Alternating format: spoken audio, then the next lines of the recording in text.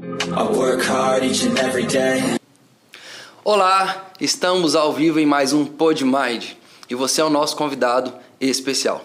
Nós estamos aqui hoje com uma proposta muito interessante para você. Nós iremos falar de empreendedorismo e de saúde e trouxemos aqui um convidado especial, Dr. Lucas. Se apresenta para a gente aí, Dr. Lucas.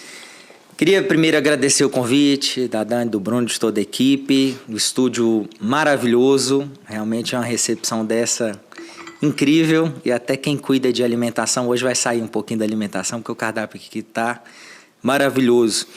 Eu sou médico, formando em nutrição, mestre, doutorando. Comecei minha carreira na medicina em 2011, passando por um processo ali de atendimento pelo SUS, depois eu fui para o plano de saúde, hoje particular, mas sempre tentando ajudar as pessoas, trazendo qualidade de vida. Na medicina a gente aprende muito, dar o diagnóstico da doença, né? Você tem hipertensão, você tem diabetes, depressão, mas eu acho que a abordagem deve ser um pouco diferente. Sempre tentando identificar o porquê disso. E através da identificação do porquê a gente faz um tratamento muito mais direcionado e também preventivo. Porém, depois de migrar para a rede particular, eu vi a necessidade de saber empreender, né? Porque no SUS a gente trabalha, cumpre nossa carga horária, final do mês nós recebemos, né? E depois disso a gente vai se aventurar nesse sistema no Brasil, que para ser empreendedor no Brasil tem que ser muito resiliente. E só depois de muitos trancos e barrancos, caindo, quebrando em 2018, eu quebrei em 2018, a gente vai entendendo um pouco sobre empreendedorismo e aprendendo na marra. E hoje a gente já pensa em expandir, em franquias, enfim. É uma história bem legal. Então, tem um pouquinho de nutricionista, um pouquinho de médico, um pouquinho de empreendedor. Muito bom. Estamos aqui também com a Dani. Olá, tudo bem? Olha só, eu tenho um grande prazer de te receber aqui, Lucas. Falar um pouquinho como que eu conheci Lucas.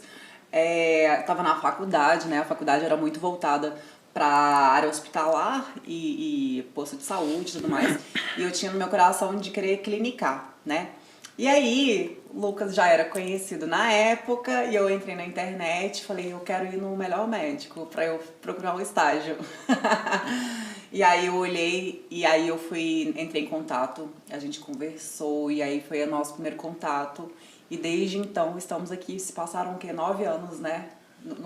10? Foi 2014, 15 por aí, né? Nossa, muito tempo. E desde então, né, a gente trabalhou junto um tempo, e aí eu tenho, né, acompanhado aí, mesmo hoje a gente não próximo profissionalmente, mas acompanhado, né, seu trabalho e admiração como profissional, como empreendedor, evoluções, né? Quando eu te conheci, você fazia cursos todos os finais de semana, você não parava em Belo Horizonte, era curso atrás de curso, né, se atendia numa salinha, e agora na sua clínica. Então, quero te parabenizar e é um prazer ter você aqui agora, eu tendo esse privilégio de poder te entrevistar, a gente conversar aqui.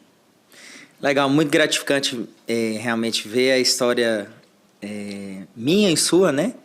E por mais que durante esses anos elas às vezes tenham pegado direções um pouquinho diferentes, a gente sempre está em conexão, né?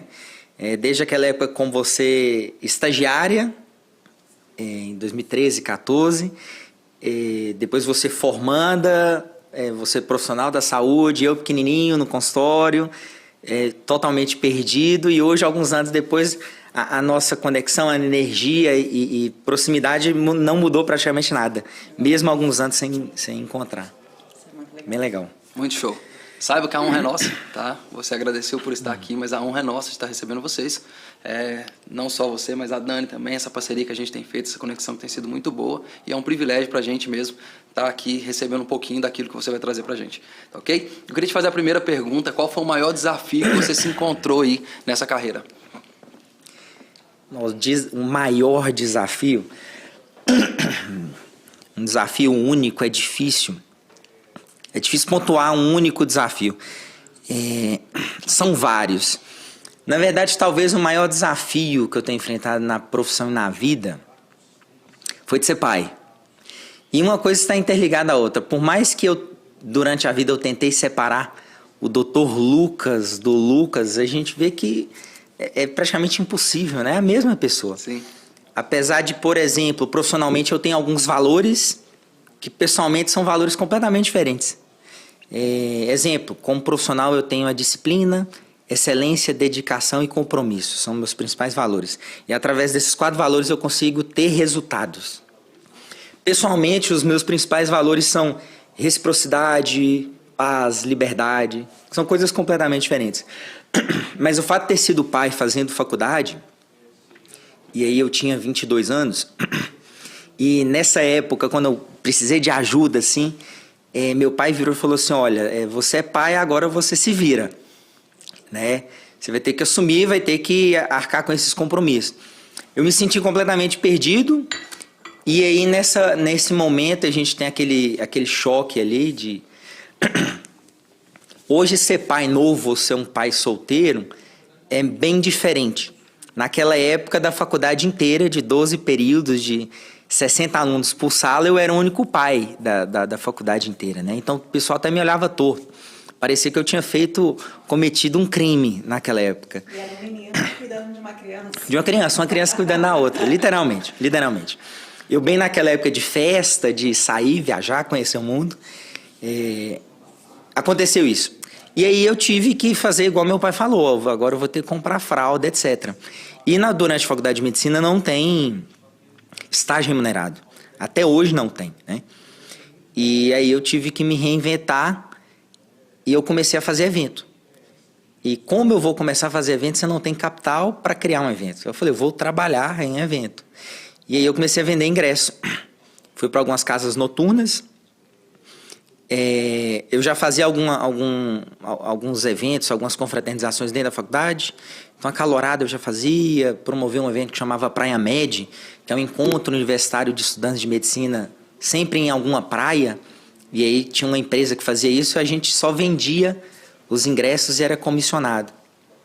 E querendo ou não, comecei a criar um network, criar uma popularidade dentro da faculdade por conta desses eventos. E aí eu enxerguei uma oportunidade. Eu falei, olha, dentro da faculdade eu sou popular. As coisas que eu falo para o pessoal fazer, eles seguem. Então eu tenho uma liderança. Eu vou tentar transformar isso em business. E sempre quando eu ia em uma festa, em um chalezinho aqui em Belo Horizonte, na época, os promotores, os donos das casas noturnas ficavam assim, nossa, mas quem que é aquele rapaz? Em plena quinta-feira, não é aniversário dele, não é uma data comemorativa, ele traz 20 pessoas. E aí na outra semana ele traz 15. Quem que é? E a gente começou a gerar comunicação, network. Quando eu fui ver, eu já estava dentro da casa fazendo eventos. E a partir daí eu comecei a monetizar, mas eram eventos cíclicos e sazonais, não tinha toda semana. Em um mês tinha 2, no outro mês não tinha nenhuma. E eu falei, gente, eu preciso de fralda todo mês. Eu falei, vou criar outras alternativas. E aí eu comecei a criar outros eventos. E aí em frente à faculdade tinha um bar que chamava Dedinho. Tem até hoje o dono do bar, Dedinho, ele Ele é muito engraçado. É o Alisson. E a gente lembra disso até hoje. E aí eu falei, Dedinho, eu quero fazer alguma coisa aqui, como que é e tal. Ele falou, traz o pessoal. Aí eu falo, eu posso fazer portaria? Ele, pode. E aí eu comecei a cobrar R$10. E eu falei, não, mas eu vou cobrar R$10 por quê? Eu tenho que agregar um valor. Eu tenho que justificar a cobrança desse ingresso. E aí, na época, eu tinha feito amizade com o Daniel Maestre, que hoje é do Baianeiros. Falei, Maestre, minha namorada tá grávida e tal, me ajuda aí. Ele falou, não, beleza, vamos lá. Aí foi o Maestre na guitarra, e a gente cobrando R$10. Eu falei, eu vou te passar 50% disso aqui, você toca aí pra mim, 50% é pra mim. Ele, beleza, fechado. Maestre também começando, e isso passou a ser a segunda universitária. Toda segunda-feira tinha, e a gente lotava o bar do Dedinho. E a partir disso eu fui monetizando. Apesar da pouca idade e da imaturidade, eu tive maturidade profissional a ponto de pegar esse valor, essa receita, e reinvestir ela em outras coisas. E aí daqui a pouco eu comecei a fazer excursão, eu comecei a comprar ingresso em shows no Marista Hall.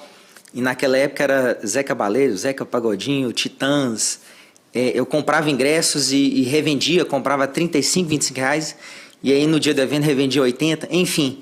Então eu comecei a criar vários outros negócios e graças a Deus deu para pagar as fraldas, berço e tudo que eu precisava naquela época. Muito bom. Quem vê o sucesso acaba não entendendo que cada um tem uma história, né? Já me linkei demais com você aqui agora, gerou uma conexão muito foda mesmo. Você falou de 3 coisas muito importantes. Empreendedorismo, acredito que foi aí que nasceu. Empreendedorismo em você. Autorresponsabilidade e prosperidade. Eu sempre falo que a prosperidade é o poder de desenvolver de acordo com a condição que você tem, no estado que você está. E você só desenvolve prosperidade no dia que você assume uma autorresponsabilidade. Algo, né, que tem que estar linkado uma coisa na outra. E principalmente empreendedorismo. Você já teve alguma conexão com sendo empreendedor antes desse momento de autorresponsabilidade ou foi aí que começou realmente? Eu já tive. É engraçado que várias coisas vão acontecendo na nossa vida e depois, mais madura, nós vamos começando a entender e saber, nossa, eu já empreendia, nossa, eu já tinha responsabilidade. E aí, hoje eu penso mais maduro, quando criança eu já empreendia. E a gente costuma falar que nossos filhos aprendem muito mais vendo do que ouvindo, né? Fato. Então tem 3 meninas, eu sei, por mais que eu fale, faz isso, muitas vezes não fazem, às vezes por pirraça, enfim, ou por discordarem, né? Criança tem personalidade também. E mulher ainda, hein? Só mulher. Só mulher. E aí eu comecei a refletir, eu falei, gente, a grande parte das coisas que eu sei foi vendo. Então foi vendo meu pai, vendo minha mãe, mas eu fui entender que isso só quando adulto. Então hoje, por exemplo, uma coisa que eu gosto e que eu acho atípico no meio masculino é gostar de planta. Eu falei, gente, eu nunca fiz um curso de jardinagem nem nada, e aí eu tenho um sítio, eu chego no sítio, eu começo a filmar um pé de limão, um pé de laranja. Você começa a criar gosto por outras coisas. Eu falei, como eu aprendi isso? Na mesma época, eu falei, minha mãe, ela tem revista, ela fica lendo revista, igual eu gosto de ler sobre medicina, nutrição, e fico viajando ali. Ela senta no final de semana, fica vendo foto de planta, e assim, se deixar, fica a tarde inteira. Então, foi vendo o que eu aprendi. E foi vendo meu pai empreender que eu aprendi.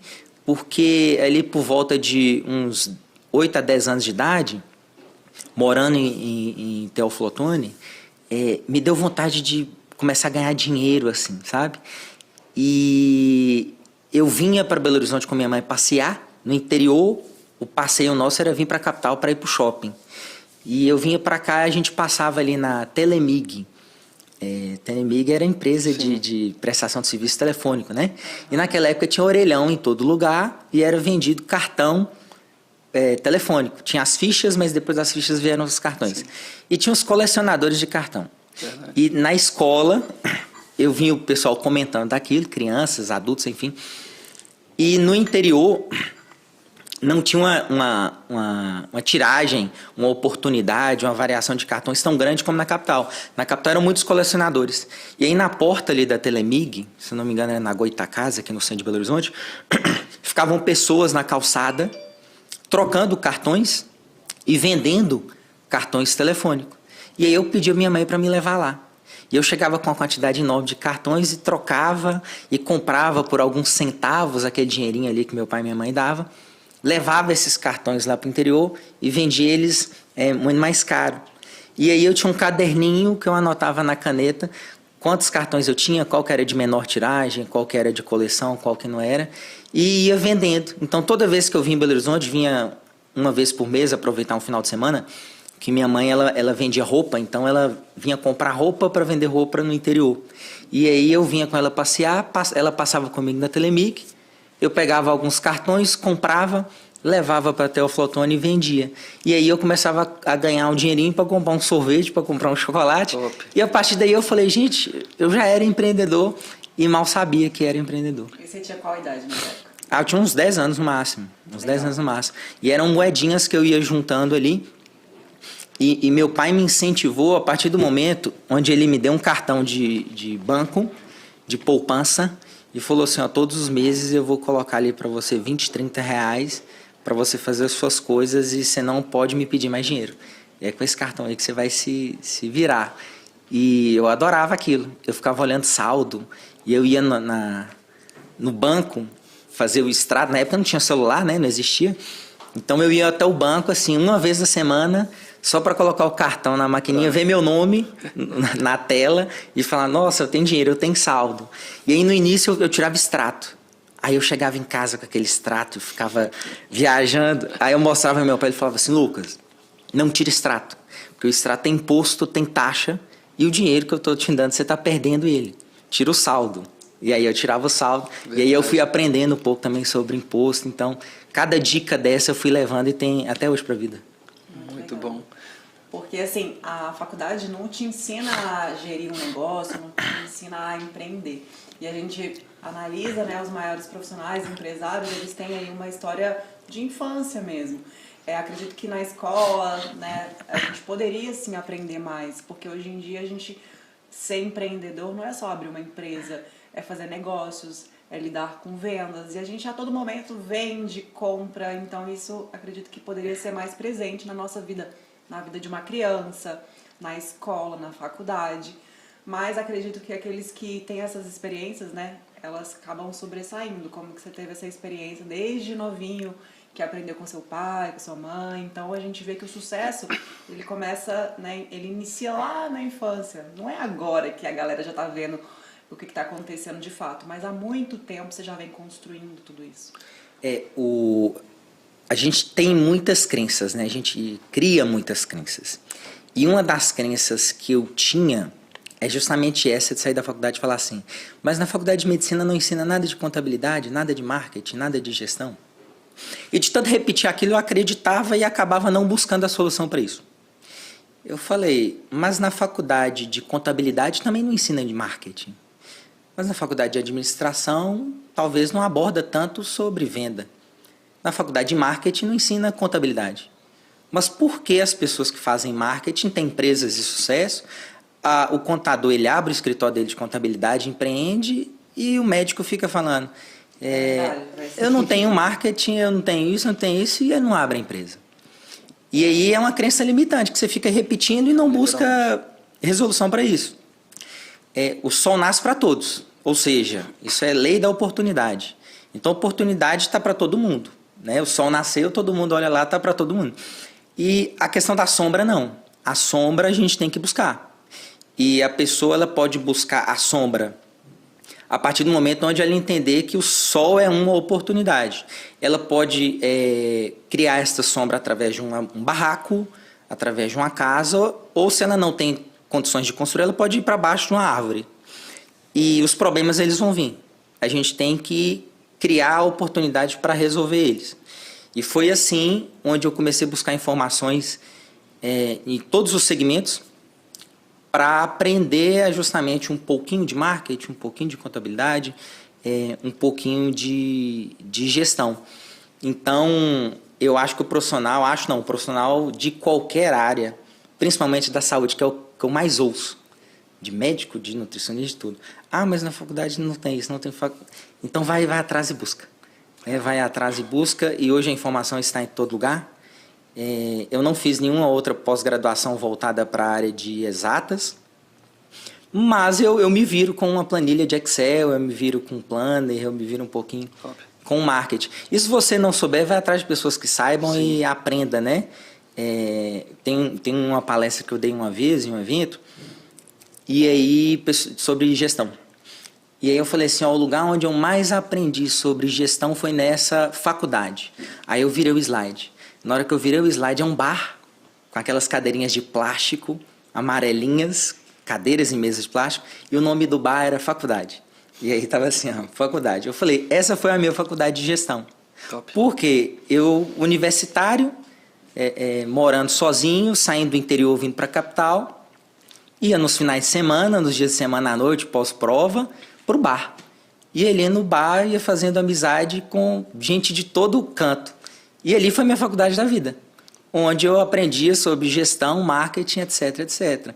E meu primeiro curso fora da área da saúde foi em 2020, né? E eu tenho clínica, a gente falou, meu PJ de clínica, meu CNPJ foi em 2016. mas eu já tinha consultório desde 2014. Então, assim, eu já empreendia há alguns anos, mas meu primeiro curso para aprender um pouquinho disso foi há pouco tempo atrás. Então, para gerir essas coisas, realmente minha faculdade foi um network, e o network nesta época era no bar. Muito bom. É algo importante, né, que a gente tem como objetivo no PodMind, no caso, é falar sobre reprogramação mental. E toda a estrutura da reprogramação mental, ela está totalmente atrelada ao ambiente. Quando você começou a ver planta e gostar de planta, você até não entendia o porquê. Quando você foi fazer uma ressignificação, você viu que estava atrelado àquilo que sua mãe vivia, àquilo que você via sua mãe fazendo. E a mesma coisa do empreendedorismo, porque você tirou o exemplo do seu pai. Como você mesmo citou, criança não aprende falando. É muito pouco a porcentagem de uma criança que aprende com falas e etc. A criança aprende com exemplo. Ela vai sempre criar a interpretação daquilo que você faz, não daquilo que você fala. E quando a gente fala de ambiente, a maioria das pessoas não desculpa, porque você teve isso dentro da sua casa. Mas a maioria das pessoas às vezes não teve um pai empreendedor, uma mãe empreendedora, e passa os anos dando desculpa, né, criando inúmeros meios para não empreender por causa das crenças limitantes. Eu falo uma coisa, Lucas, que a crença positiva, ela não serve para nada.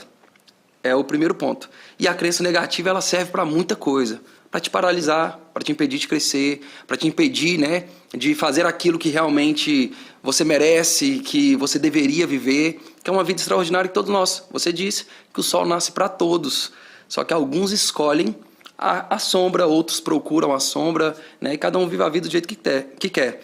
Mas tudo acontece através do ambiente. Porque você viu isso nos seus pais, você, pela sua autorresponsabilidade, você assumiu aquilo que seu pai e sua mãe transmitia para você e fez a sua vida acontecer. É basicamente que nós somos a representação dos nossos pais, sem perceber. Isso é um nível neurológico. Tudo começa no ambiente, que é a base. O ambiente, ele gera um comportamento. Comportamento, ele desenvolve capacidades. Capacidade desenvolve crenças e valores. Crenças e valores desenvolvem uma identidade. Você pode observar que se você olhar 5 anos, você vai falar assim, nossa, 5 anos eu era desse jeito, olha como que as coisas mudaram. Você já conheceu o novo Lucas desse tempo para cá e automaticamente você conhece o novo nível de espiritualidade. Espiritualidade é íntimo e pessoal. Eu falo que as pessoas estão o tempo inteiro focadas na crença. Um dos meus maiores valores como pessoa se chama liberdade. É algo que eu tenho como princípio e eu não abro mão disso. Mas quando você se apega à crença, você quer sempre impor um padrão sobre o outro, achando que o outro tem que ser da forma que você pensa. E a liberdade não tem a ver com isso. Porque quem é livre não cobra nada de ninguém. Quem é livre permite com que o outro seja livre também. Tô falando isso, galera, porque às vezes você está aí dando desculpa. E leve algo para o seu coração. O feito é melhor do que o perfeito. Às vezes, as coisas podem até parecer ser mais difícil para você. Mas se você tiver clareza do objetivo, de onde você quer chegar, é impossível não dar certo. Exatamente. Essa questão das crenças é difícil quebrar, esses paradigmas. Mas uma coisa que me ajudou muito a quebrar isso foi o autoconhecimento. Né? A gente acha que se conhece muito, mas a gente não sabe praticamente nada. E esse processo de autoconhecimento, ele precisa ser direcionado. Você tem que ter um mentor ali, né, que enxerga de fora, que faz você sair daquela parte interna ali e te explicar determinados comportamentos que você tem. Novo, quando você escuta isso, você fica assim é por causa disso. Né? Aquela vez no relacionamento X, ou na sociedade Y, ou aqui na faculdade, você se comportou dessa forma, ou você não topou essa parceria, ou você não investiu nesse relacionamento, por causa disso aqui que aconteceu quando você tinha 10 anos de idade. Ou por causa... E aí você vai... Nossa, é verdade. Olha, igual a questão da planta, que eu fui ver depois de 33 anos. Né? Em 33 anos que eu fui entender porque eu gostava de cuidar de planta. Né? Então, assim, poxa, uma coisa relativamente simples que eu fui entender 30 anos depois. E esse processo de autoconhecimento é incrível. E eu fui virar a chave para isso. Em um dia, eu fiz processo de coach, eu fiz em 2013, 2014, eu tinha vários bloqueios, todo mundo tem, e um dos bloqueios era falar em público. E começaram a surgir algumas oportunidades para mim, de entrevista. E aí, uma vez eu fui convidado para uma entrevista na Globo Minas, para falar, era em uma Olimpíada. E aí, para eu falar temas de suplementação, enfim. Eu lembro direitinho, foi naquele consultório que você foi lá, de estagiária. E aí eu estava no computador, A recepcionista desesperada falou assim, não, a Globo ligou aqui, a Globo quer falar com você e tal. E eu falei assim, não, o que é? É uma entrevista para amanhã, pro Bom Dia Minas, 6 horas da manhã, e eles querem te convidar para... Aí. Eu falei, claro, eu topo. Aí deu 7 horas da noite, 8 horas da noite, eu falei, meu Deus, para que eu fui aceitar? Como é a TV? Eu não sei falar, eu não dormi. Tive dor de barriga, não dormi. Mas fui. Cheguei lá na hora, suando, aquela loucura. Enfim, depois da entrevista eu fui assistir meu vídeo. Eu fiquei péssimo. Eu falei, gente, olha a minha postura no vídeo. Olha a minha roupa. Eu lembro que eu fui com uma calça, aquelas calças mais justas. Eu falei, nossa, minha perna tá aparecendo inteira. Eu fiz uma autocrítica. Não foi nem autocrítica, foi uma questão autodestrutiva. Que me desencorajou mais ainda. Uma questão é, assim, você valorizar seu trabalho, né? É igual o Mário Sérgio Cortella fala, faça o seu melhor enquanto não tem condições melhores para fazer melhor ainda.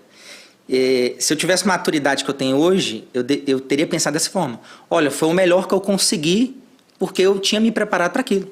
Sim. Então eu dei o meu melhor, então tá ótimo. Mas eu fiz um discurso, um autodiscurso destrutivo. E aí eu me desencorajei mais ainda a ponto de não falar mais nem Instagram. E aí eu fui atrás do coach. Na verdade, fazendo network, um amigo meu falou, cara, eu estou fazendo um processo de coach que é sensacional e tal. Eu olhei para ele e falei assim, coach para mim na época ninguém ouvia falar de coach. Sim.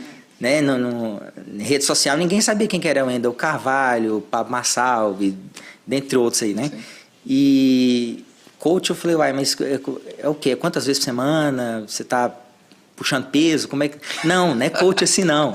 Ele falou assim, é coach que vai fazer você melhorar e tal. Eu falei, não, que legal. Deixa eu ver. Não botei muita fé. E aí a gente foi fazendo alguns encontros, eu gostei e fiquei nesse processo aí quase 2 anos. E durante esses processos, teve uma vez que ele falou assim, pega um papel e uma caneta aí. Escreve para mim as 5 coisas que você não gosta ou que te incomoda na sua mãe. Né? Aí eu falei, é defeito? Ele falou, não, tudo bem, entenda como defeito. Coloquei. Agora vai no seu pai. Agora olha para o que você escreveu. Eu falei assim, mas sou eu. Sou eu. E aí eu comecei a me conhecer. Eu falei assim, gente, é uma coisa que eu fico com raiva, né, que me incomoda, porque minha mãe às vezes faz isso aqui comigo e tal. Mas sou eu. Né? E eles não me ensinaram isso. Eles não pegaram para falar assim, seja assim, seja assim. Foi eu vendo. E essas coisas eu carreguei para a vida e me impossibilitaram em vários âmbitos.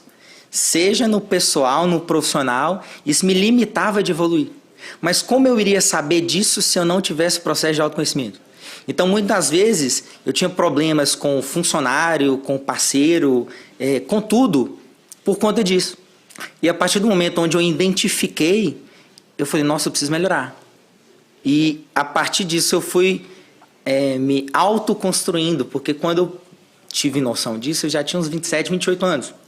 Então imagina você ter uma formação intelectual por mais de 20 anos e para você mudar isso, né? Se reeducar, sim, né? Entrar em uma nova escola do zero, porém adulto. E esse processo eu tenho passado por ele até hoje.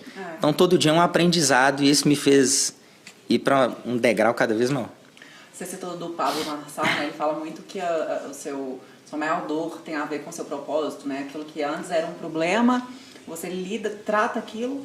Então, você fala do falar em público, que você tinha dificuldade, e hoje o que você faz? Você palestra, você ensina, você dá aula, você ensina para o paciente. Então, hoje, acredito que é a sua facilidade, né? De lidar com o outro, falar em público, ou seja, é um bloqueio, né, que você tratou e agora é uma das suas maiores qualidades. Eu também, né, acho que você conheceu meu lado meio ansioso, impulsivo, que eu também avaliando minha vida, eu falei, isso não é normal. Eu preciso tratar, senão daqui a pouco eu vou entrar num estado péssimo. E aí também foi quando eu comecei a entrar nesse processo de autoconhecimento. Comecei a entrar dentro de mim mesmo, assim, fazendo cursos, fiz hipnose, faço hipnose, né, também faço com o pessoal, cliente, paciente. E assim, e é aquela coisa, o autoconhecimento, eu falo que é até a gente morrer, porque a gente sempre está lidando com alguns novos desafios e a gente fala, eu vou agir dessa forma, só que aí a gente faz totalmente diferente. Aí, não, é por causa disso. Mas quando você tem essa autocrítica, mas que seja de forma construtiva, né? É maravilhoso, porque aí a gente consegue aprender sem peso, sem nos destruir. Esse é um ponto. E o outro ponto também importante que você falou que é muito legal é sobre você analisar, incomodar com o problema do outro. Isso acontece, né? Muito comum. Às vezes a pessoa ela fica te criticando tanto naquele ponto, mas na verdade é um defeito que aquela pessoa tem. Eu passei isso recente, né? Com amizade. Tanto, falei, gente, não é possível. Às vezes é o problema da pessoa que ela está identificando em mim e ela se irrita tanto com aquilo, né? E também eu, né, de forma pessoal, questões de pai e mãe, que às vezes, nossa, meu pai é assim, assado. Aí quando eu vejo, eu tô fazendo igual. Literalmente. Isso faz muito sentido e só através de dores que a gente aprende. Mas não é todo mundo que está pronto, preparado ou maduro o suficiente para aprender. Algumas pessoas ficam simplesmente queixando disso. Nada na minha vida dá certo. Aconteceu isso aqui, aconteceu aquilo ali. E a gente costuma terceirizar a culpa, né?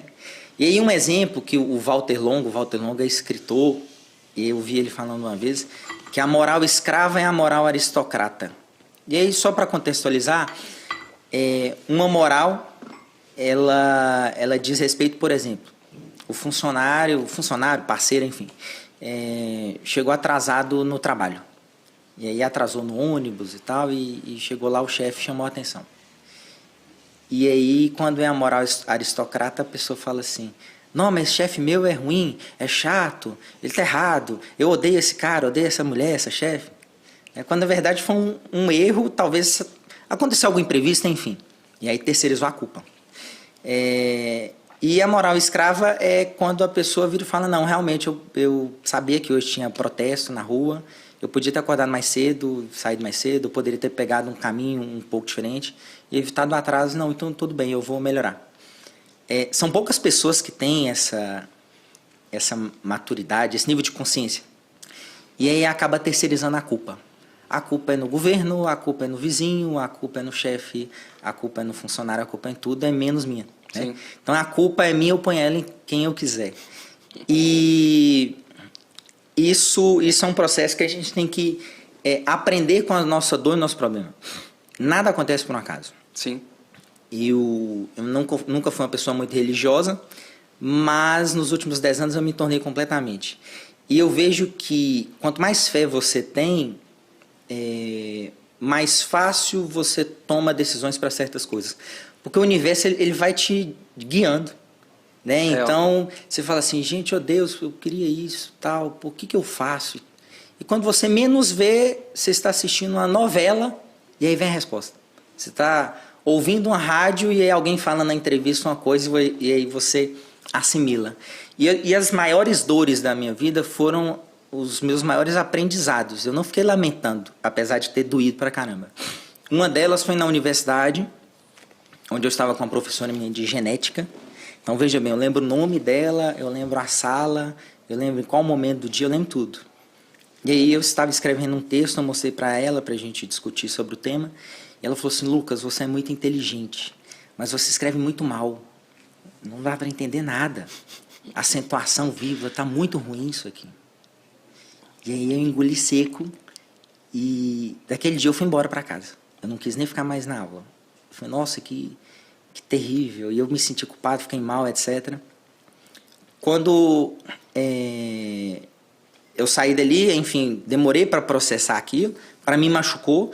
E eu falei, vou entrar em aula de escrita, de redação. E foi o que eu fiz, escondidinho, caladinho, entrei. Depois disso, né, depois de formado, eu falei, eu vou entrar no mestrado, porque no mestrado eu tenho que escrever artigo científico em português, em inglês, eu vou aprender. E aí foi o que mais me motivou a fazer o mestrado. E hoje eu já estou concluindo meu doutorado. Então, Eu tenho artigo publicado dentro do Brasil, fora do Brasil.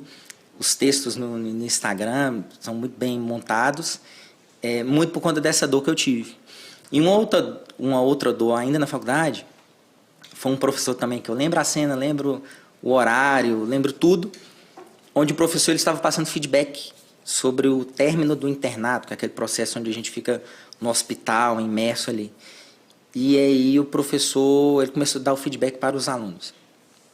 E aí, nesse dia, eu era uma pessoa que não tinha vaidade nenhuma. E aí nesse dia eu estava, já devia estar em 9º, 10º período de medicina. Aí eu tinha um brinquinho, eu tinha aquele correntinha de bolinha de bambu, né?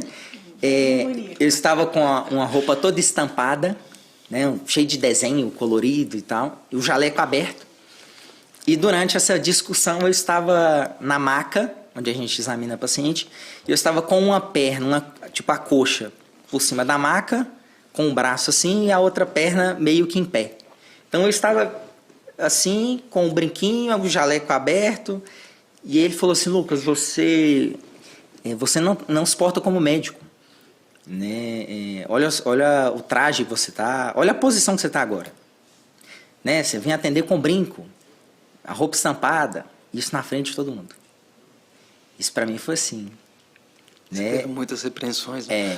Eu falei, meu Deus, o cara falou isso de mim, do jeito que eu visto, do meu brinco, do meu, na frente de todo mundo.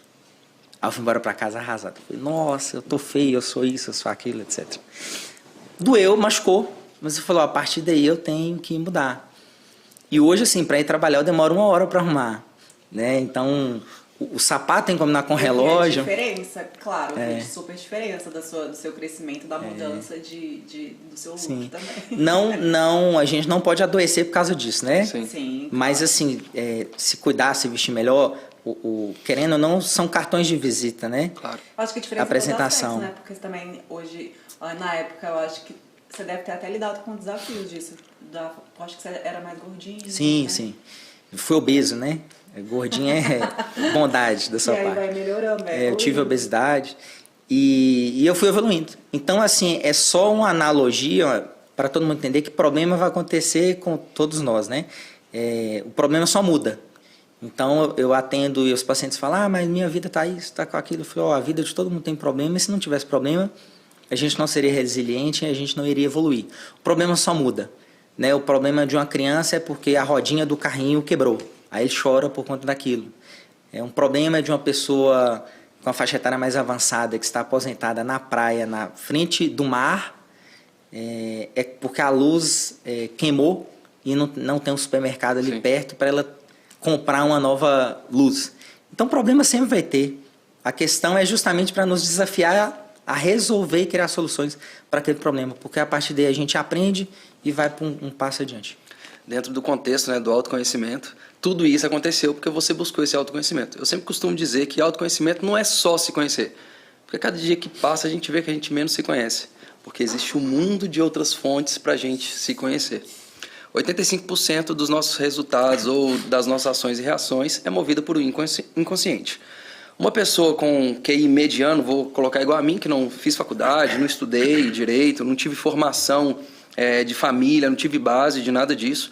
Meus pais, né, no caso, são as pessoas que eu mais amo na minha vida, entregaram o que puderam, deram de acordo com a informação que tinha, mas eu não tive esse nível, essa base que você teve e algumas pessoas tiveram. E nem por isso eu sempre nunca usei desculpa. Então, como uma pessoa mediana, ela vai usar ali a capacidade cerebral de 5 a 7%, mais ou menos. Os outros 93% está sendo dominado por alguma coisa, pelo inconsciente, através das ações e reações, por causa da interpretação que você teve lá na primeira e segunda infância. Eu sou uma pessoa que virei muito cética com erro, com mal, com negativo, porque eu sou uma pessoa que nem acredito. Literalmente. Ou a gente aprende, ou a gente ganha. De uma, duas. Todas as vezes que você olha para o erro, você se autodestruiu. Né? Foi as primeiras experiências que você teve lá atrás. Você ficou mal, você ficou remoendo aquilo dias, você se sentiu culpado, você sentiu remorso. Enfim, você poderia ter paralisado naquele tempo.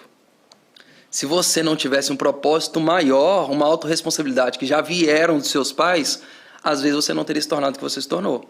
Então o autoconhecimento faz isso, é trazer o nível de consciência para a consciência literalmente. Porque tá tudo aqui absorvido, né? Tudo guardado lá no seu subconsciente, no seu inconsciente. Isso te move, isso reage nas suas células de alguma forma, te impulsionando a fazer de uma forma, né, espontânea, natural, automática. Então, se você não entende que precisa mudar, que é a identificação que você falou, é olhar para o papel, ver que você é a representação do seu pai e de sua mãe, foi o que aconteceu comigo, ao ponto de virar e falar assim, eu não quero ser o que meu pai é, eu não quero ser o que a minha mãe é.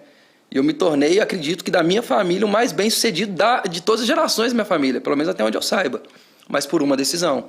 Ao identificar que eu não queria ser aquilo que a minha família a vida inteira foi. Né? Então a gente traz o inconsciente para um nível de consciência elevado e as coisas começam a mudar de forma natural também. Muito bom. E isso é um aprendizado para todo mundo. Nós encontramos inúmeras histórias assim, né? Pessoas que tiveram a família com dependência química, outras que presenciaram agressões físicas e verbais, e a pessoa se tornou algo completamente diferente e distinto daquilo, né? A gente pode ir pro lado direito, esquerdo, e a decisão tem que ser nossa. Sim. E essa questão do inconsciente então, identifica a sua habilidade, investe nela, e caso... se você não sabe fazer ou não é bom naquilo, terceirize, né? E aí uma terceirização boa.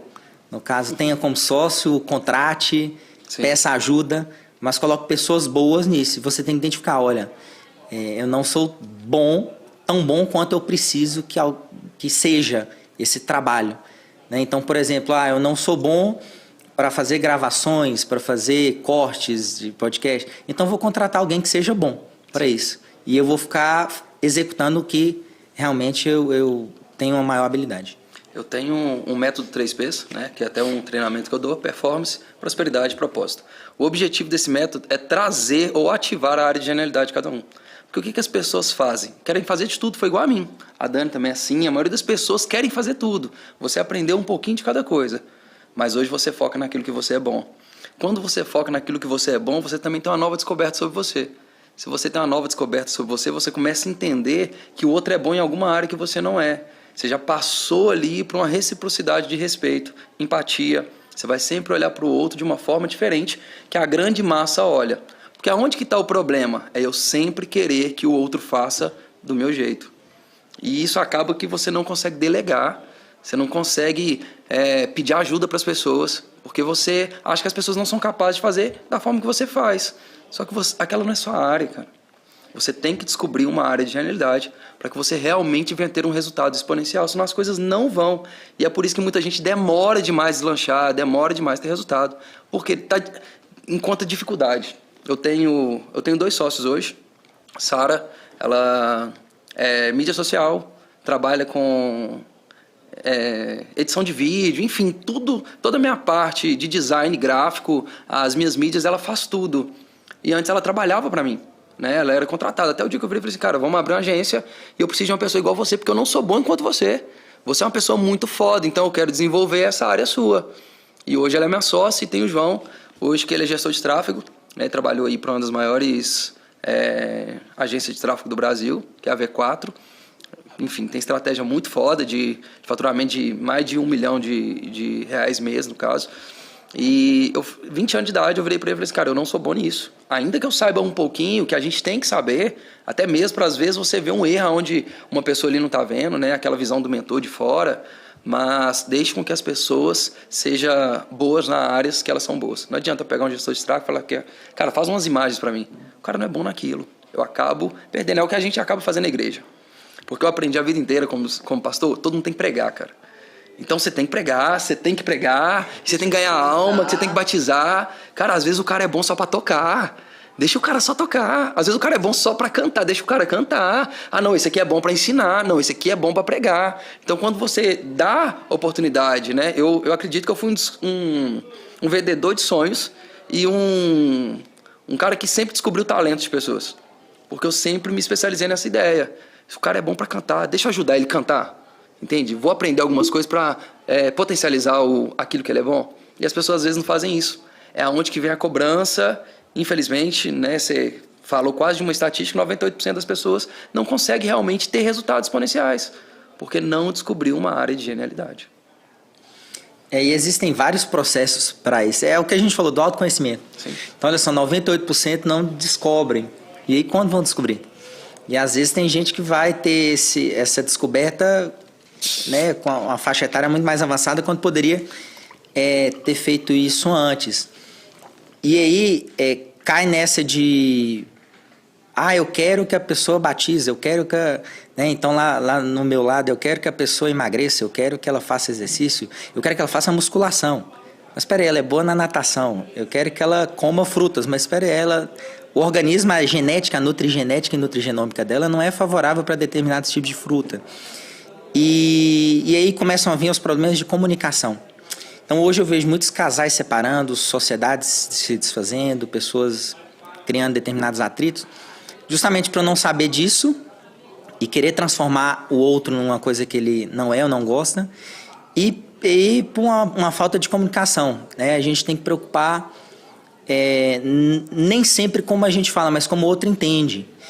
E hoje a maioria dos diálogos é o que? O WhatsApp. Sim.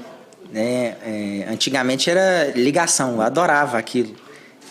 Hoje em dia quem Ficava liga pra horas gente, ligando. Ninguém, a gente da Enge, não atende, não dá, me manda zap, né? Sim. E quando áudio, manda áudio senão fica eu bravo. tô atendendo. Então é texto. E uma vírgula muda muita coisa, um ponto muda muita coisa, uma falta de um kkkk, você já acha que a pessoa está brigando. Então, isso dificulta a comunicação, e quando aquilo não é feito da forma como a pessoa deseja, isso pode gerar desavenças e acaba gerando um monte de problema.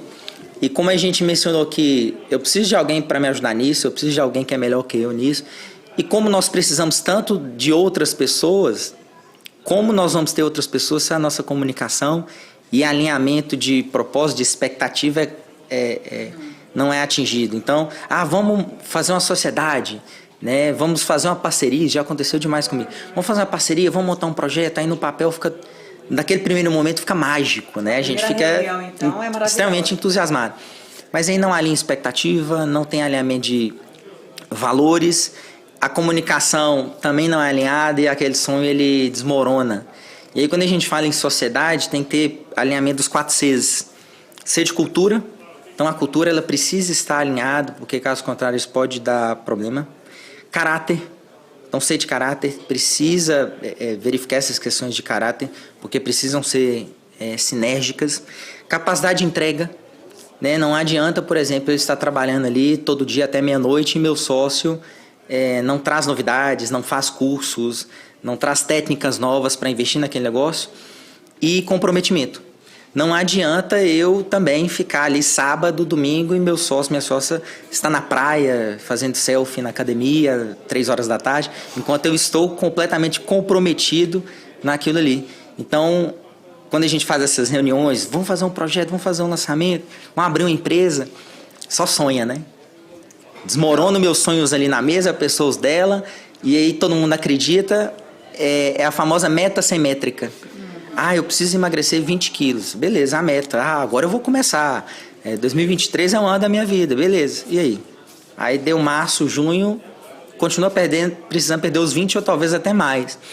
E para isso eu preciso de métricas. E no caso desse exemplo, quais são as métricas? Olha, eu vou precisar fazer atividade física. Mas aí eu vou precisar diminuir bebida alcoólica ou parar. Diminuir o doce. E vou ter que determinar um horário para dormir. Então, nesse processo, você tem que retirar algumas coisas e implementar outras. Esse exemplo que eu estou dando é no processo de emagrecimento, mas serve para tudo. Eu quero passar no vestibular.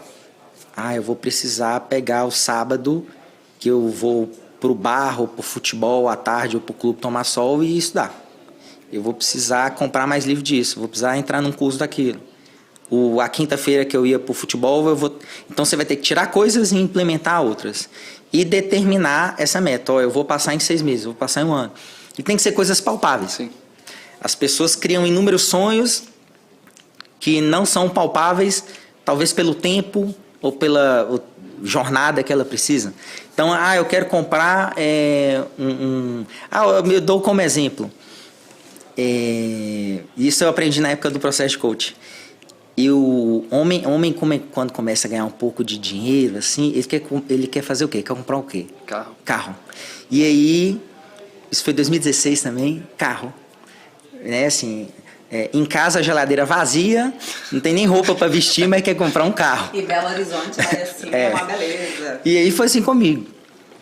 E quando eu queria comprar um carro, nessa época, era uma Porsche conversível, com aquele teto que abre e tal, né? Era uma Boxster S. Na época que eu queria aquilo, eu não tinha dinheiro para comprar talvez nem a roda. E aí eu falei, vou comprar uma Porsche. Aí o coach falou assim, Porsche? Qual Porsche?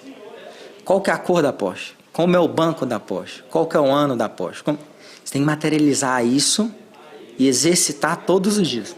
Aí o que eu fiz? Eu tinha um celular, aí eu coloquei no protetor de tela aquela Porsche do jeitinho que eu queria.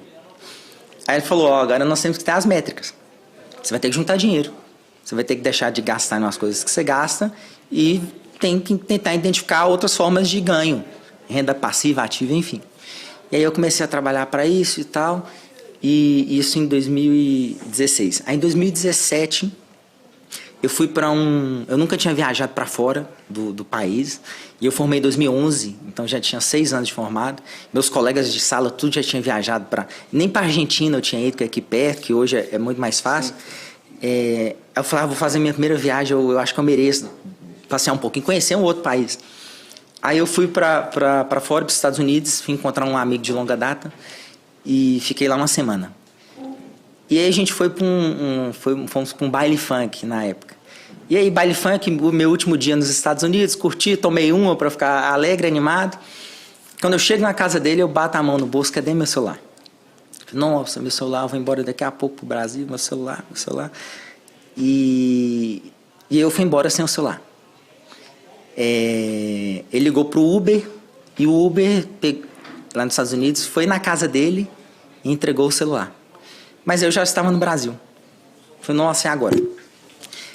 Vou comprar outro. Eu comprei um outro celular bem inferior, mas né, eu precisava de celular para trabalhar. E aí eu tenho um paciente que chama Borrachinha, que é atleta do UFC. E ele foi fazer uma luta lá em Nova York. Isso tipo 1 ano depois.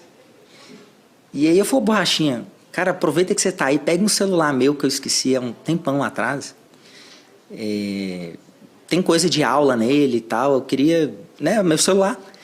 E aí, porque meu amigo já havia tentado enviar esse celular, mas por conta de tributos, eu iria, para retirar o celular do correio, eu teria que pagar um preço de um celular, né? Eu falei, não quero. Aí o Borrachinha foi lá, lutou, até ganhou nessa luta, e aí trouxe o celular para mim. Ele trouxe o celular, me entregou, e eu peguei o celular, guardei na bolsa e fui fazer minhas coisas. Aí passou uns 20 dias, eu falei, meu celular aqui, gente, eu já até esqueci. Aí eu lembro, deitado em casa, um dia de semana, era uma quarta-feira à noite, eram umas 10 horas. Aí eu fui colocar o celular na tomada. Eu coloquei na tomada, ele tá carregando, aí eu falei, vou ligar. No que eu liguei o celular, tava a foto da Porsche, branca, com o interior caramelo. Eu falei, gente, na minha garagem hoje tem uma Porsche branca, caramelo, conversível, com a capa. Cara, muito top. Aí eu peguei o celular, fui lá e fiquei assim, viajando. Então, naquela época, eu não tinha condições, nem pensava como conquistar aquilo. E na hora que eu lembrei, eu voltei e retroalimentei. Eu falei, gente, era um sonho. Eu lutei, corri atrás, etc. E o sonho está aqui na minha frente hoje. Né? E aí, só para concluir, a gente luta tanto para conseguir as coisas. E aí, daqui a pouco, isso comigo, graças a Deus, não aconteceu nessa oportunidade. Daqui a pouco, eu estou um mês com a Porsche e falo assim, não, agora tem que ser uma outra coisa. Pera aí, 1 ano, 1 ano e meio lutando para conquistar aquele sonho e daqui a pouco ele já não vale mais nada. Eu tenho que conseguir uma coisa muito maior. E isso acaba adoecendo, porque aí o próximo sonho é mais 1 ano, 2 anos, que você morre para aquilo. Então a gente tem que aproveitar nossas conquistas, retroalimentar aquilo, valorizar, eu consegui, que bom, etc., aproveitar, porque senão a gente vai ficar sempre insatisfeito e deixa sempre de valorizar tudo aquilo que a gente conquistou. Sim, é a recompensa, né? É uma coisa que eu falo, a maioria das pessoas, esse 98% da população hoje em dia não consegue ter os resultados que deveria, maioria alienados, não que nós não estejamos no meio, mas a gente está em busca de um autoconhecimento. E saindo dessa estatística a cada dia, quando a gente fala de fé, se tornou algo muito banalizado, porque as pessoas não fazem ideia do que realmente é a fé. Você usou a fé, né? A fé ela tem que ter uma lógica, ela tem que ser tangível. Como que ela vai ser tangível? Ainda que ela demore 1 ano, 2 anos, ela está aqui, ela foi clara. Se o cérebro ele não processa o desconhecido, como que você ia ter a Porsche que você nunca visualizou? Entende? Que você nunca olhou para ela, né? Toda a estrutura cerebral, ela capta informação de 2 formas. Neuroassociação, que é movimento de repetição, ou através de um grande impacto. Através do ver, ouvir e sentir. Se você não visualiza essa Porsche todos os dias, se você não gera energia para que essa Porsche aconteça como realidade, você não vai conseguir ter. E é algo que você mesmo disse, né, que você conseguiu conquistar algumas coisas porque você teve fé, porque você teve ação, porque você teve desejo, etc. Você despertou para aquilo. Mas se isso não acontece, é impossível ter, é impossível apalpar. E as pessoas estão sempre assim, se Deus fizer, se Deus quiser, se Deus me der, e etc. Deus já deu, cara. O universo está aí. O universo ele foi criado somente com um objetivo: te servir. E as pessoas não entenderam isso. Tudo que eu falo para o universo, sendo positivo ou negativo, vai voltar até mim. Por isso que eu tenho que tomar cuidado com aquilo que eu falo. O tanto desejo de ter a Porsche, como vou ser pobre pro resto da vida, eu não mereço isso, eu não consigo. Vai voltar para mim de alguma forma. É a mesma coisa que eu estiver me relacionando com Deus. Algumas pessoas viram para mim hoje e falam assim, tá, e hoje você não para mais para ficar orando igual você orava antes, você não para mais para fazer jejum, oração, você não tem mais aquela intimidade com Deus. Eu falei assim, a partir do momento que eu entendi que Deus está aqui, olha eu falando dele aqui agora, olha a intimidade que eu estou gerando nele. Porque ainda que Deus esteja aqui, ele está aqui, ó. E todas as vezes que a gente gera uma conexão, eu estou falando que o universo, né, toda a criação que Deus me deu, só vale isso aqui, ó. Porque tudo isso aqui, toda essa estrutura vai ser desmanchada. E o que tem prazer? O que realmente faz sentido? Pessoas, porque pessoas precisam de pessoas. A maior intimidade com Deus não está quando eu paro e falo, Deus, pelo amor de Deus, faz isso e aquilo. Porque sua filha está lá dentro da sua casa, ela te pede, papai, eu quero comer agora. Quando ela é criança, não tem consciência, sim. Mas suas filhas hoje têm quantos anos? 5, 10 e 13. Vamos pegar de 10 e a de 13. A de 10 e de 13 está com fome, ela fala com você, papai, quero comer. Não, hoje ela já pede no iFood, ela já pede celular. Para você entender, é a mesma coisa. Quando a gente chega a um nível de maturidade, de consciência, por que você vai ficar pedindo algo para Deus se você entende que você é filha? Ele já te deu. Você já tem um acesso. O que está faltando? Vai lá, abre a geladeira, pega o que é seu, que é o que você fez com a Porsche. Entende? O que precisava para você pegar a Porsche? Maturidade, desenvolvimento. Você poderia ter conquistado a Porsche com 1 mês, mas não ter tido maturidade para lidar com ela. Como você pode ter, né? A Porsche pode ter vindo com 1 ano e meio, como poderia vir com 10 anos. Mas que vai vir, de acordo com que você se prontifica a acessar aquilo ali. Tem gente, eu costumo falar que aquilo que o homem promete em pé, ele não sustenta sentado. Por que isso acontece? Porque você dorme querendo comprar a Porsche, acorda trocando de celular e dorme querendo comprar uma moto. Entende? Você vai ter Porsche como? Você vai realizar sonho como? É impossível. Falta de foco também, né? Você tem que ter realmente foco daquilo. Tem um método que a gente utiliza para jornada do cliente, jornada de compra, que é o método AIDA. E eu trouxe ele muito para a vida pessoal. AIDA, A de atenção. Então, pegando esse exemplo, eu estou ali na rua, eu vejo uma Porsche passando. Me chamou a atenção. E de interesse. Peraí, deixa eu olhar no Google aqui, que carro é esse? Deixa eu ver o preço dele. Nossa, que carro legal. Já pensou eu na praia com ele, conversível e tal? D de desejo. Nossa, não, eu quero isso. A de agir. Então, AIDA. Atenção, interesse, desejo e ação. E é a partir disso que eu elaboro hoje meus sonhos. Mas nessa ordem? Nessa ordem. Atenção, A. I, Porque interesse. Você gera interesse. D, desejo. Primeiro, depois que você Você gera o quê? Assim, A, atenção. Não, ele está falando na questão de vendas, né? De vendas. Porque... Mas aí eu trouxe isso para mim. Entendi. Né? Esse é um método que já é criado no mundo do business, de venda comercial, já é utilizado por inúmeras empresas. Eles colocam A, atenção, I, interesse, D, desejo e o agir. Né? Então o cliente ele tem atenção por algo, passa uma propaganda, igual você comentou comigo. Eu quero aquele procedimento para glúteo. Eu chamei a atenção. Da atenção foi para o interesse. Sim. Aí você falou, eu quero, desejo. Agora você precisa fazer o quê? Venda, né? Na área da venda. Aí você Porque precisa fazer o que agora? Porque na Marcar. hora de trazer a nossa realidade, por exemplo, você idealizou aporte, né? Então você primeiro gerou. Aí já era seria, no caso, uma outra comunicação. Porque aí você falou da aporte, você cresceu em você, né? Por uma crença. Eu tive um desejo. Mas se for observar, até antes você teve a atenção. Porque se você não visualiza a aposta, você não deseja ela. Não tem exatamente. Entendeu? É igual o exemplo que eu dei. Eu estava na rua e aí eu vi o carro passando. Opa, chamou minha atenção. Interesse, eu vou entrar no Google. Que carro que é aquele? O que é aquele? Deixa eu ver o preço, né? Faz sentido. Depois, desejo. Nossa, eu quero esse carro. Eu vi aquele cara passeando no domingo ali, com a capota aberta, de óculos, todo bonitão. Eu quero isso. Agora, o que eu tenho que fazer? Agir. É tipo, o que vende? É uma vitrine? Não. Começa pela atenção. Isso. Chamou a atenção. A vitrine gerou interação, ou até mesmo a própria retenção do cliente. Quando você entra para dentro da loja, você tem ali o pré-vendas, né? A comunicação. Então vem para interação mesmo, trocar ideia, etc. Para depois a ação. Qual que é a ação? Né? Aí você veste a roupa, aí você cria o desejo. Nossa, eu quero para mim. Ah, não, eu não tenho dinheiro para comprar essa roupa. Então eu vou agir, juntar dinheiro para comprar. E a questão que você falou da oração é muito legal, né? Porque as pessoas, elas param para orar e acham que aquela fala é que vai gerar a realidade.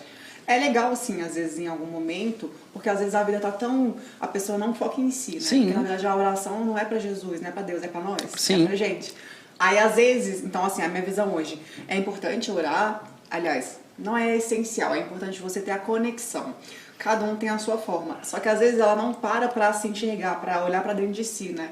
E aí, às vezes, naquele momento, ela para ali que seja 1 minuto, 10 ou 15 minutos, ela ora, mas não uma oração falada apenas. É uma oração onde você traz a realidade, você imagina e já acredita real. E aí o que você fala da questão da aporte, que você deixou o celular em outro país, ou seja... Você idealizou e descansou, esqueceu e trouxe a realidade, mas sem aquela ansiedade que tem que acontecer para ontem. Tipo, vai acontecer em algum momento. E quando você menos esperou, você se surpreendeu ali, porque se tornou real. Precisa alinhar a expectativa. Então, eu tenho um exemplo muito... Eu aprendi isso com um paciente. A gente aprende tanto com nossos clientes que a gente tem que ter uma sensibilidade muito grande para aprender. Então, grande parte do meu aprendizado hoje, igual você falou, aquela época, teve uma época que eu fiz 70 viagens de avião em um ano. Hoje, viagem de avião é uma coisa extremamente comum, né? Mas antigamente era uma coisa muito premium. E eu me desdobrei para fazer 70 viagens e as 70 viagens para aprender. E hoje o meu maior aprendizado são com os meus pacientes. De inúmeras formas. Aí eu tenho 2 exemplos. Um exemplo foi essa questão de alinhar a expectativa. E aí a gente tem um hábito, como eu disse, de terceirizar. A culpa é... E essa paciente retornou comigo, tinha perdido, agora eu não lembro detalhes, mas entre 6 quilos, 8 quilos em um mês. Isso é um resultado incrível. Independente do peso inicial, é um resultado muito bom.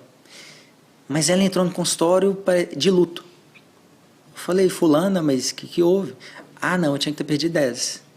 Eu falei, mas como 10 se a gente fez isso, suplementação, teve dia que você não treinou, você saiu da dieta no sábado, não tem como. 6 a 8 quilos está maravilhoso. Não, mas eu queria 10. Ela ficou insatisfeita com o tratamento. Então a minha expectativa era de 6 a 8, dela era 10. Eu não alinhei. Não. A culpa foi minha de não explicar para ela isso. Então, hoje, todo tipo de projeto, qualquer coisa, a gente tem que alinhar a expectativa. E muitas das vezes a pessoa quer comprar um carro, quer comprar alguma coisa, e para ela tem que ser em 6 meses, mas de acordo com o que ela está fazendo, agindo, é para 1 ano.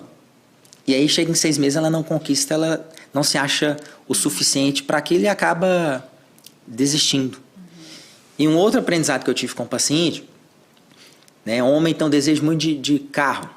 E aí hoje na rede social eu estava vendo um vídeo do Elon Musk, da Tesla, essa semana.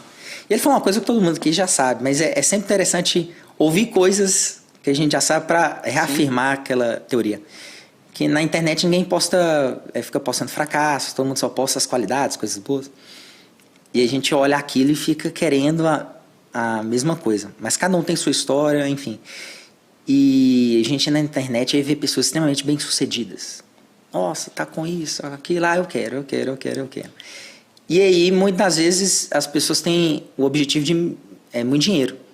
Eu quero tanto na conta, eu quero 1 milhão na conta, eu quero... pra quê?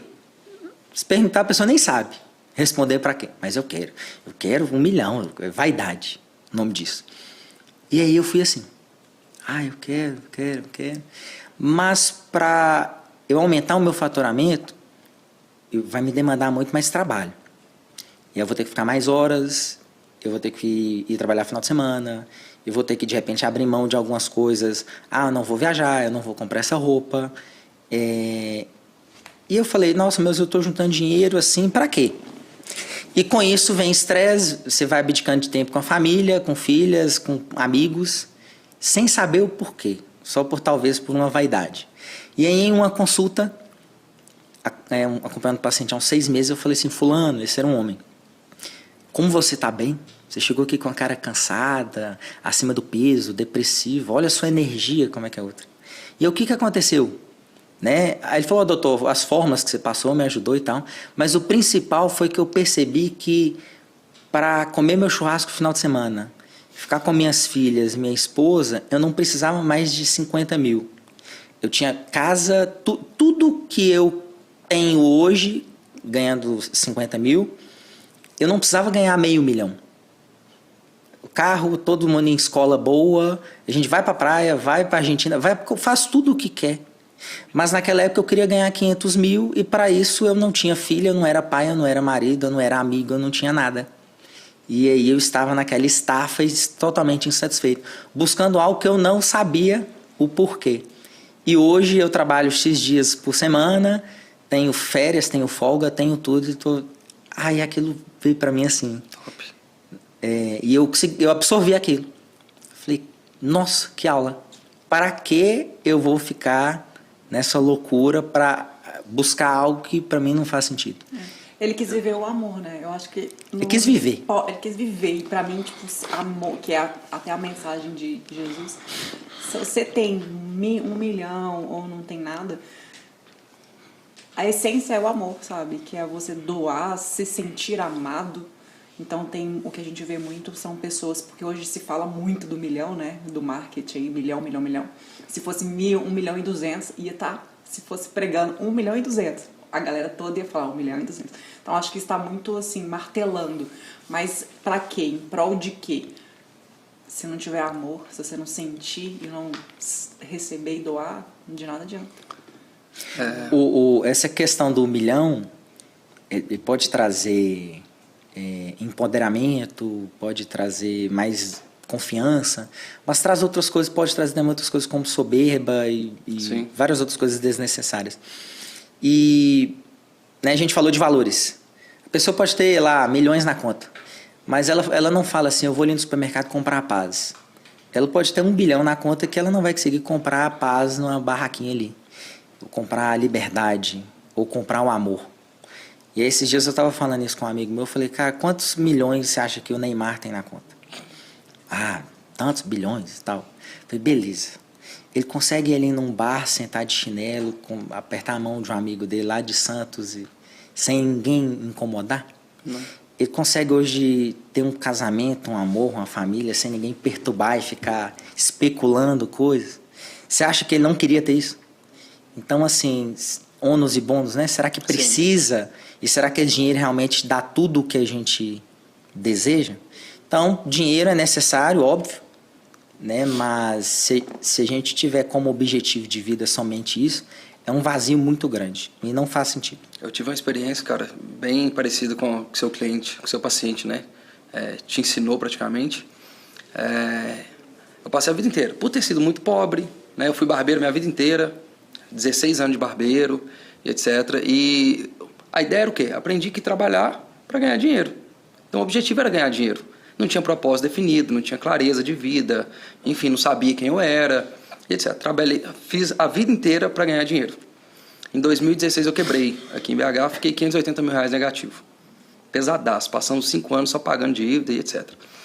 Nisso, eu era pastor, né? 10 anos trabalhando na igreja, de forma ininterrupta, todos os dias, era uma doideira. Casado, sou casado há 11 anos já. Enfim, não conseguia ficar com a minha esposa, porque eu saía de casa às 7 horas da manhã, chegava meia-noite de casa, quando chegava mais tarde, todos os dias, só com aquela ideia, cuidando de pessoas, cuidando de pessoas, cuidando de pessoas. Minha filha nasceu em 2018, enfim, deu até há uns 2 anos. Eu sempre via que minha filha tinha, tipo, quase uma rejeição, sabe? Não ficava tão perto e etc. Os anos passaram. Em 2021, eu tive uma ascensão muito grande, financeira mesmo, então eu trabalhava com o mercado financeiro, eu ficava tipo 30 minutos, 40 minutos na frente do computador, eu faturava R$30.000 no dia, sabe? Eu vivia algo coisa de louco, cara. E tipo, em 6 meses eu construí algo que em 5 anos eu fiquei pagando, pra você ter ideia. Com isso eu aprendi algo fantástico. Quem trabalha muito não ganha dinheiro e também não tem tempo para gastar. Ali os meus valores mudaram. Ainda que eu tenha 10 anos de casado, né, quase 11 agora, eu nunca tive problema com minha esposa, nunca tive briga, nada dessas coisas que normalmente todo mundo tem, eu nunca tive. Mas algumas coisas que eu percebi. Eu só não perdi o meu casamento pela sabedoria dela. Porque eu não era presente, eu não estava em casa, eu não valorizava aquilo que Deus tinha me dado, que era o meu matrimônio. Aí eu comecei a perceber. Minha esposa um dia virou para mim e falou assim: hoje você é presente, você viu que sua filha é um grude? Porque minha filha virou um grudezinho meu. Hoje ela está com 4 anos de idade. E ela virou e falou assim: você nunca foi presente? Como que você queria que ela te tratasse da forma que ela te trata hoje?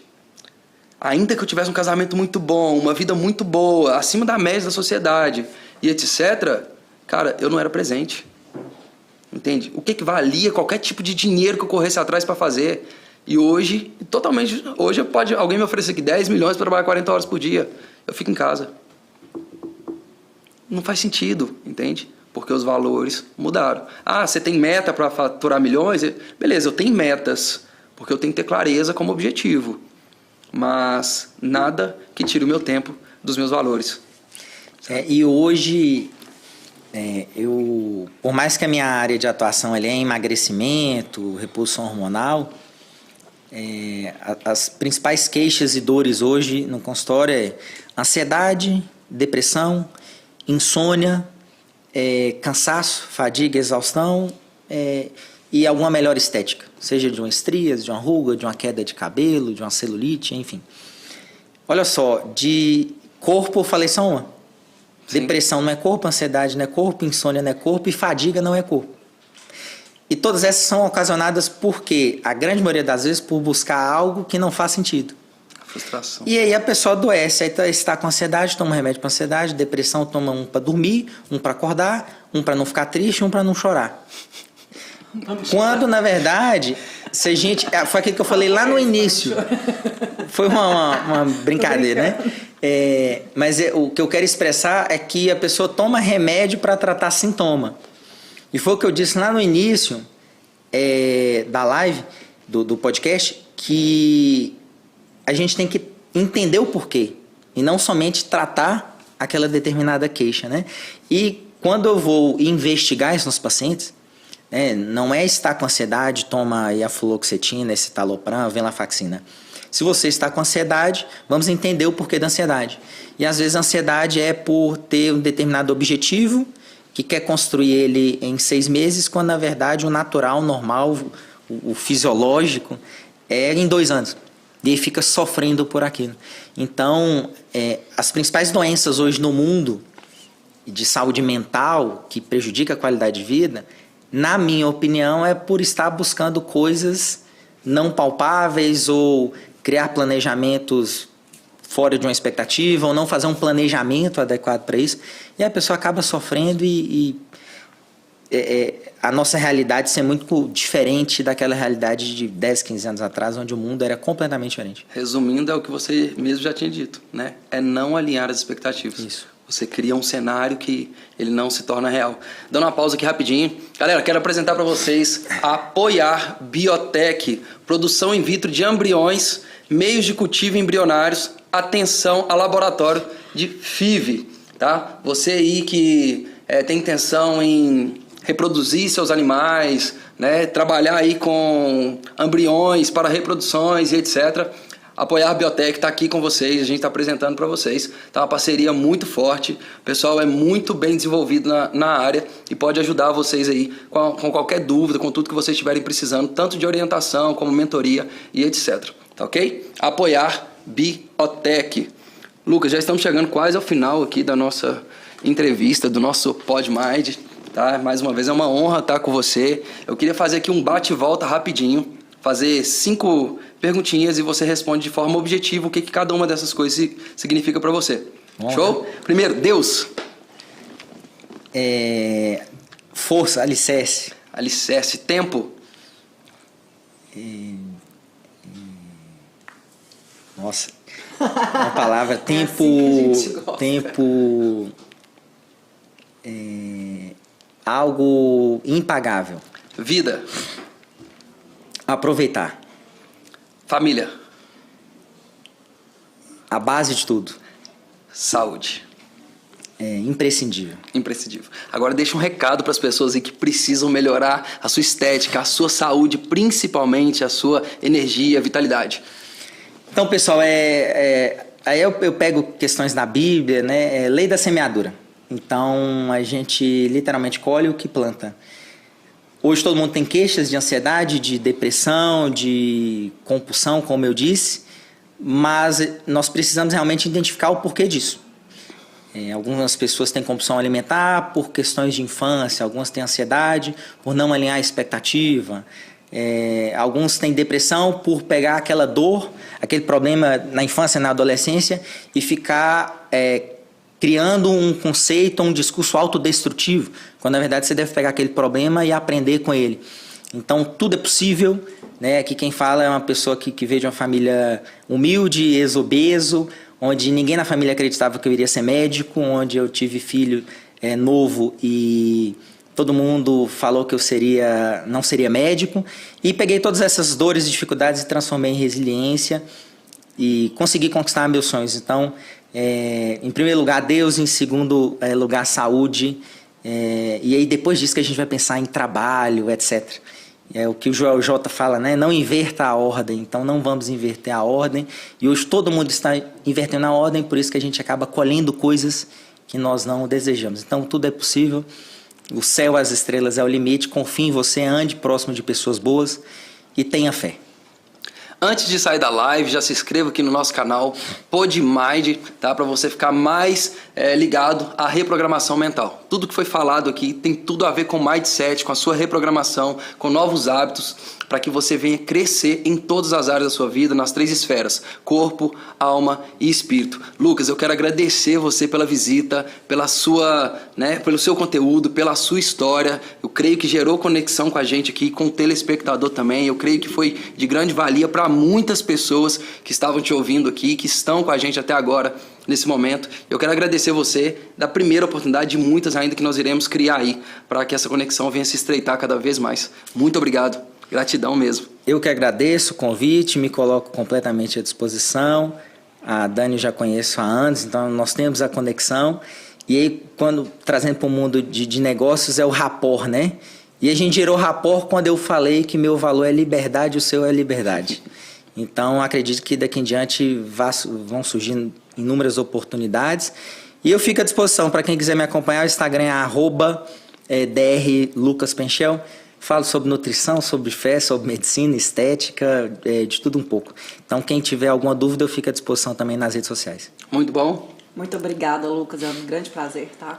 E também estamos abertos, né, para que você precisar de nós também. Estamos aqui.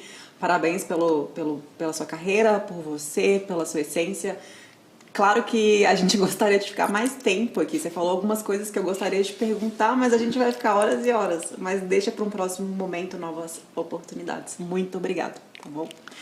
E você que tá por aí, deseja saber um pouquinho mais até da história do Lucas, um pouquinho mais aqui do nosso PodMind, coloque comentários, você que tá nos ouvindo aí. Se inscreva no nosso canal, é o @no PodMind, também tem o Instagram, @PodMind. E é isso aí, gente. Espero que vocês tenham gostado. Dê sugestões de novos temas também pra gente colocar aí pra você. É isso aí. Bruno? Show! Tá? Deixe sugestões também pra gente trazer pessoas aqui pra gerar essa comunicação e esse rapport, essa entrega. Ótimo dia, ótima noite, enfim, que Deus abençoe sua vida de forma tremenda, poderosa, sobrenatural. Vá viver a sua vida e cuidar da sua vida da melhor forma possível. É nóis!